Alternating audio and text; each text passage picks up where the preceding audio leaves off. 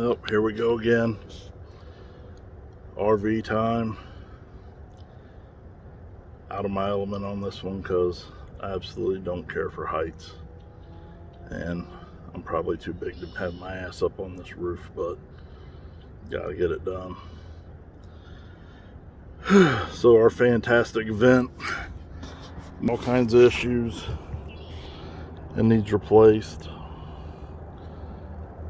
So what I've started off with was, as you can tell, I started to try and scrape it away from the die core, away from the screw heads, and then I just figured out that I can put the screwdriver down in there and find the bit. Since that's going in the trash, there's no sense in cleaning all that crap off there. If I can get the screws out, that's the only thing that's important. And then trying to pry this die core up is a pain in the ass. But what I have found is turn the blade sideways and cut that seal. Then that gives me the ability to get up under there and pry on it. So that's what I'm going to do. And no, that's Expandafoam. And they didn't do a good job because they should have glued this all the way around in there as well. But looks like they used silicone, whoever did this, and that's a huge no-no, as I learned this week.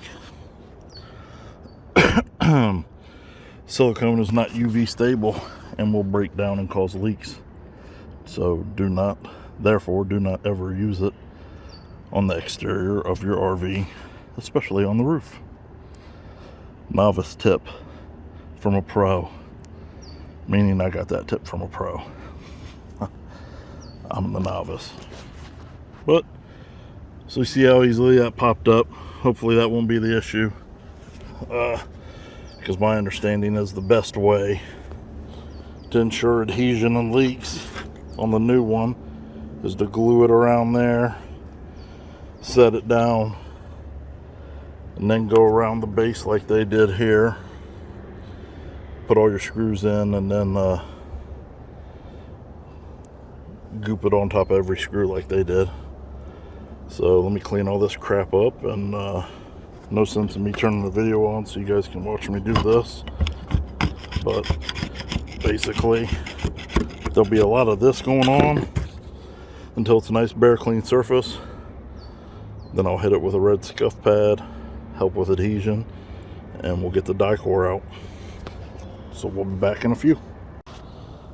So all the old goop sealant is cleaned off. And now I have the new vent on. There's a handle on the inside, you can manually crank it up. And the reason I did that was because that's the front of the vehicle. And if you're going down the road and this is up for whatever reason, it doesn't need to be a scoop to, well, you know, the air scoop will just rip that lid right off. That way at least it stays aerodynamic if it happens to be on while you're driving. I don't think you're really supposed to do that, but kind of just in case, one of those just in case things.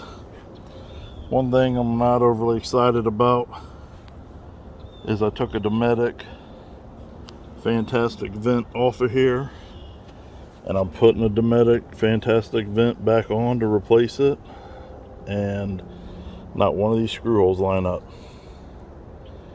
which is annoying.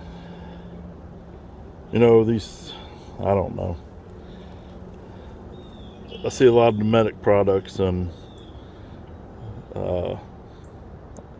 I know they're like the industry go-to, but consistency and quality would be nice if they raise that bar a little bit. I mean, seriously, how hard is it to make all the screw holes line back up where they were? So now I have to put new screw holes in it, which is 1, 2, 3, 4, 5, 10, 16 more potentials for leaking on top of the 16 holes that will now have no screws in them that are going to be a potential for linking. It's just an aggravating situation for me. As expensive as this thing is, you would think there'd be just a little more thought into these things. I mean, really, that's laziness. You could just lazily never change your hole positions, and they would always line up from now to eternity.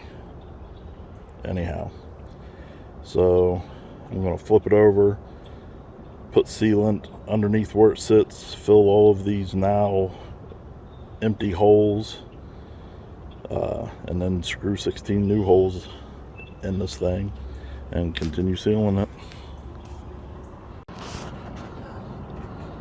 And you know, not to sound like a broken record, but these are the kind of things that annoy me. I just gotta live with it because I took this all apart before inspecting this part, which I know better than to do that. I know way better than to do that. I just got excited, put the cart before the horse. But come on, man, look at this crap. This is a $340 vent. You know, I got the nicer one because I wanted to splurge and have something a little pimpish. And yeah, that kind of crap just sucks. I know we've all been there. I guess I'm just venting about my vent. Ha ha ha. So you can see I got a nice little bead under there, just barely a little spooge out. Nothing too crazy.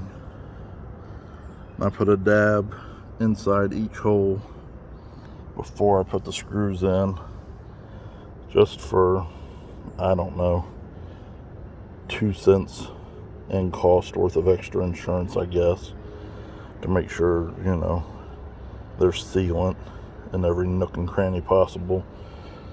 Now we're going to use probably the rest of this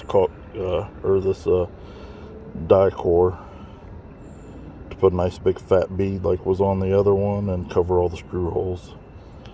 So unfortunately I didn't bring a tripod with me, and I'm just cell phone videoing this one, but I mean, come on.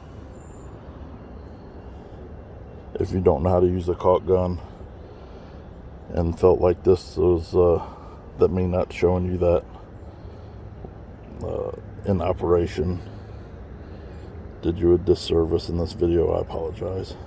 Hopefully everybody watching this video knows how to use a caulk gun, because this is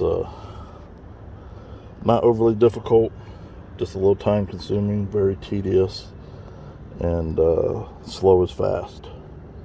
You know, don't get in a hurry, take your time, get everything nice and clean, be patient, think about stuff, forethought, and you'll do a good job and be just fine. So there you have it, at least the top portion. Big old spooges over top of every screw. And I did 2 passes around the perimeter. I did a kind of a slow one where I had the caulk gun aimed inside the cracks to really spooge it up inside there as best I could. And then I did a second pass, just big old fat glob all the way around. Now this is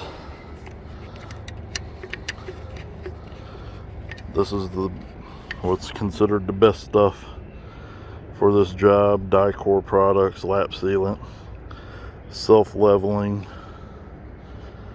So what you see there looking all ugly and whatnot, over the next 8 hours or so will lay down, flatten out, and look nicer, and creep into all the nooks and crannies and seal it up real good.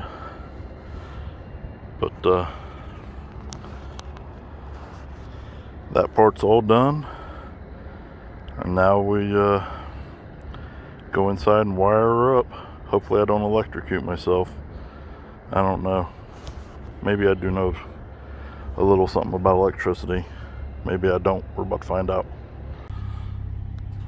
Alright, so excuse me, you can see we got her in, mounted, fits nice in the hole of the pre-existing one. Obviously we can't do anything with the shroud until we address these panel issues, get the new material up. But she's in. It's dark. I gotta get some work lights in here or something, but for today it's gonna be the end of it for me. So I'll come back tomorrow and wire it up, and hopefully I did everything right and works and blah blah blah. But that's one less thing leaking in here.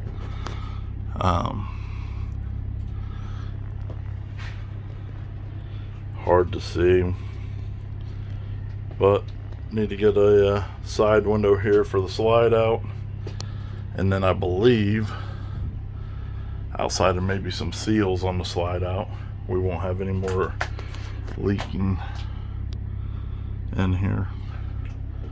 I don't know, it's hard to tell, but Michelle really did an amazing job cleaning.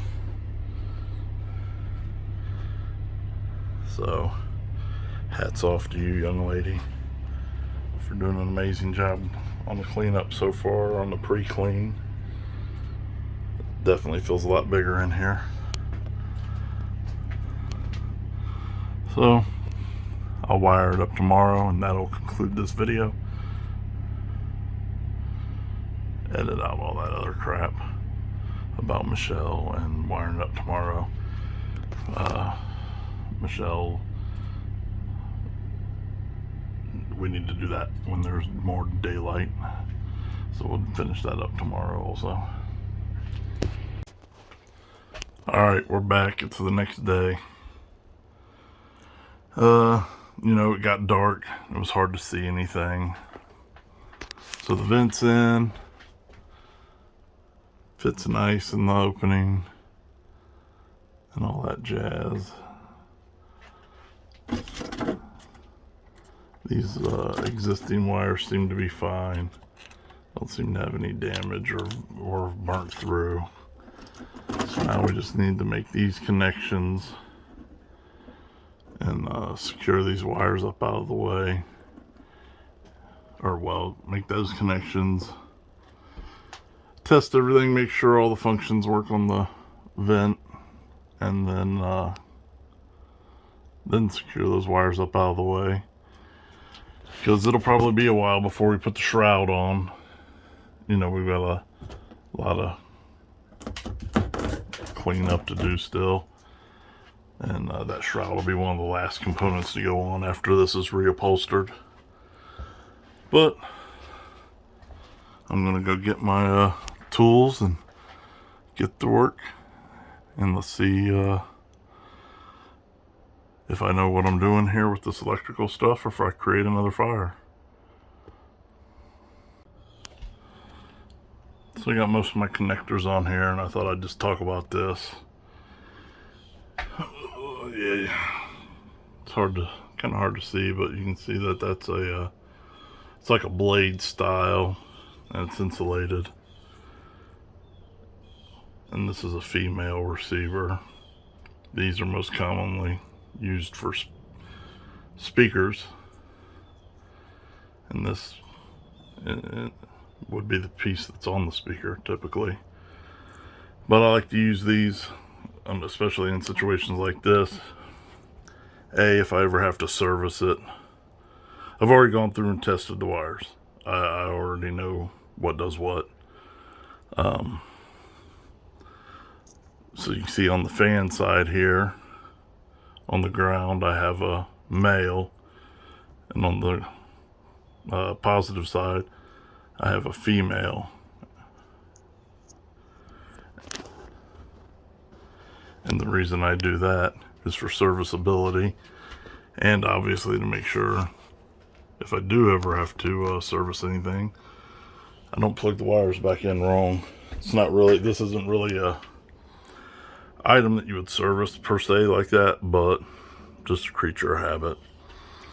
Some of you might say, oh, that's hokey, blah, blah, blah.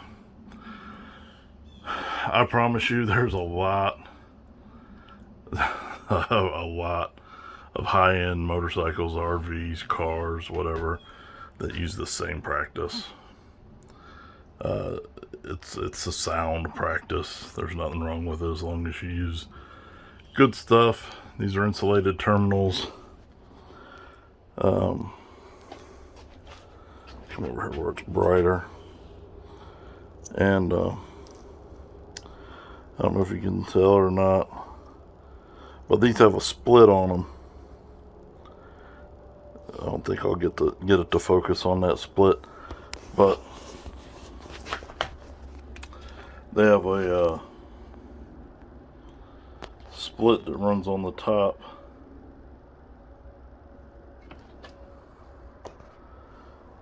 They have a split that runs on the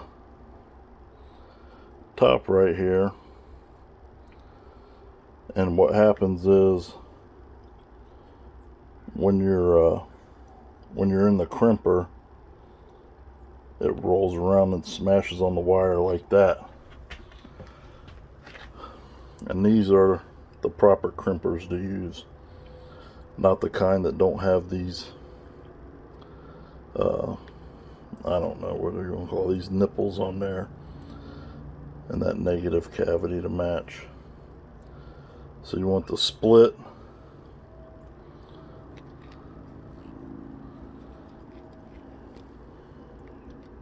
This is hard to do for the camera. So you want the split up here because that dimple is going to push all that metal that way, and when it does, it's going to split and push back down onto the wire, so that basically you have two metal tubes wrapped around the wire when it's all said and done and you've done a proper crimp. I know a lot of people think that the dimple goes to the split, but that's the exact opposite, and that does a bad job. Makes a horrible connection. You may be able to get by with it, and it may last whatever, 5, 10, 20 years, the life of your project, but it's not the proper way. It's not a proper connection, and it could cause problems. Buy the proper tools. Don't get those stripper crimper combos that just, you know, the ones that strip back here and then they just smash the connection. Those are trash. That doesn't give you a proper connection. Just half-ass smashes the terminal on the wire. Terminal could come off, could cause issues, could cause a fire. So spend a few extra dollars, get the right tool. Don't mean to sound preachy, but it doesn't cost that much to do the job right. So I'm going to make this last connection and fire up for you guys. Hopefully everything works fine. Alright, so the vent's in. It took me a little while to troubleshoot it, which was an unnecessary troubleshooting because the thermostat was turned all the way up. And therefore the fans didn't come on. It was getting power. I was like, what the F? And then get frustrated. So I got that part. Once I figured that out, which sometimes it's just the dumbass stuff that happens on these projects. So if you're putting a Fantastic Vent in, make sure your thermostat's turned all the way down on the initial turn on. Now one thing I am disappointed with was I bought this off Amazon and the seller showed one that came with a remote control, had rain sensing sensors in it, and that opened and closed the cover automatically, and this model does not have that.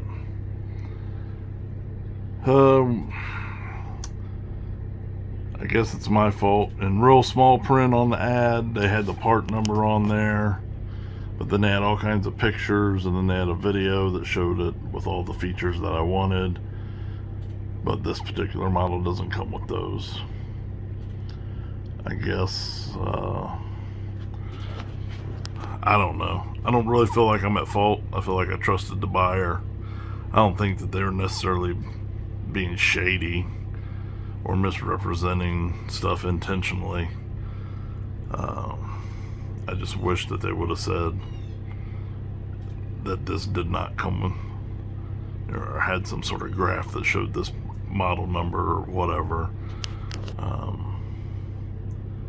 and what all features. So anyhow, cranker up manual, I guess, which I'm not happy about because it's not what I wanted, but the thing's installed. I can't return it. It's been glued in.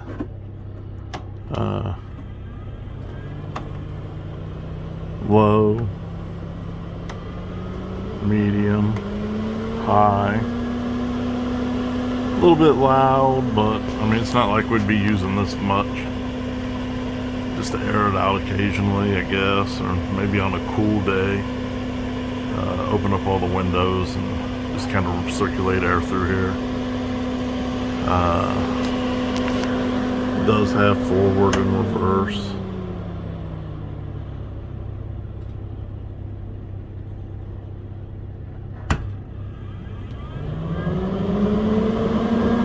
I mean, everything functions as it should for this particular model, even though this isn't the model I wanted.